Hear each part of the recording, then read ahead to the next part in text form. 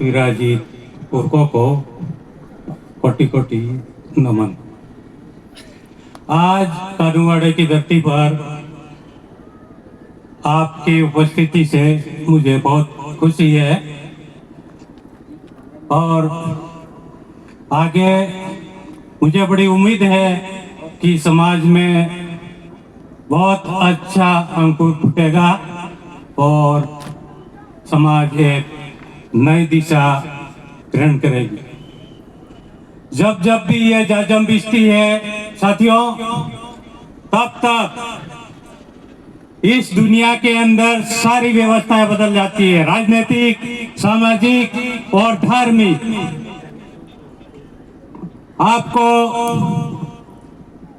विदित होगा कि हमारे गांवों के अंदर कई सारी ग्राम सभाएं और ग्राम मुखी वगैरह वगैरह बहुत गठित किए हैं, लेकिन उन लोगों ने कभी समाज की इन बातों की तरफ ध्यान नहीं दिया कि हमारी संस्कृति के रक्षण के लिए किसी प्रकार का कदम नहीं उठाया है और शासन प्रशासन से भी किसी प्रकार की हेल्प नहीं ली। क्योंकि हमारी संस्कृति के रक्षण के लिए हमें दूसरी संस्कृति या धर्म जो हमें दबा रहे हैं उनका बिना ग्राम सभाओं की अनुमति के कार्यक्रम होते हैं, यहाँ प्रचार होता है। हमारी ग्राम सभाओं को इस पर नियंत्रण करना होगा और उनको परमिट नहीं देना है।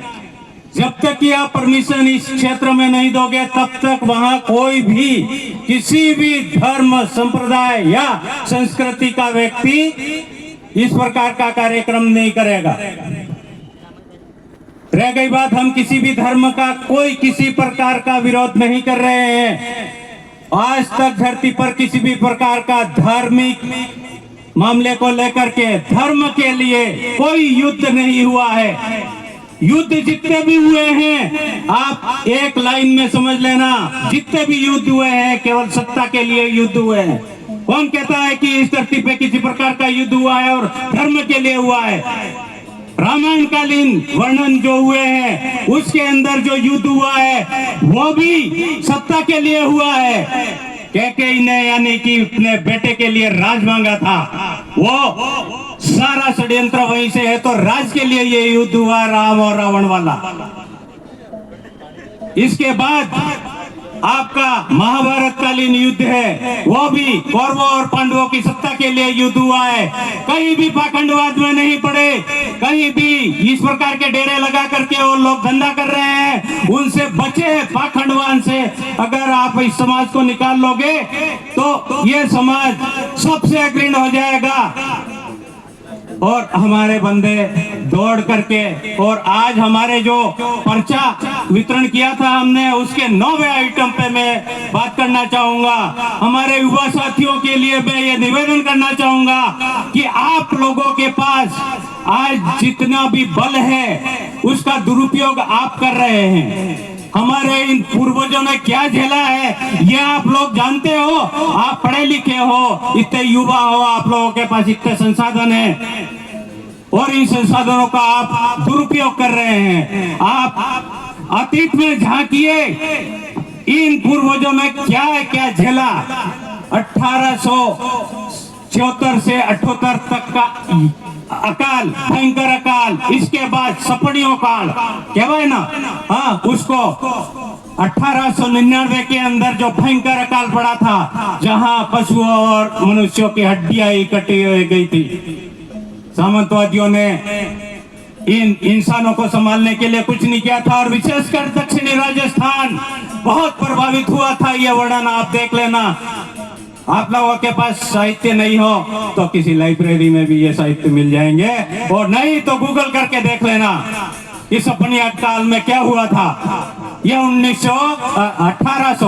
1899 का काल है। ये हमारे पूर्वजों ने जला है और वहां से उतनी आपत्तियां जलते हुए ये आए और यहाँ तक हम लोगों को लाए।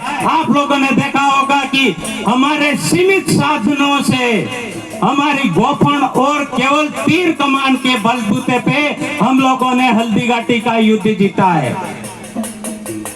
क्या आज आप लोगों के पास जितने भी संसाधन है और उसके बलबूते पर आप एक ग्रुप विशेष चलाते हो और ग्रुप विशेष चला करके और फिर अपने आप को बदनाम कर रहे हो, समाज को बदनाम कर रहे हो, प्लस ड्राइविंग कर रहे हो। इतने संसाधन यदि हमारे उन महापुरुषों के पास होते तो अकबर का पूरा साम्राज्य जीत लिया होता नो।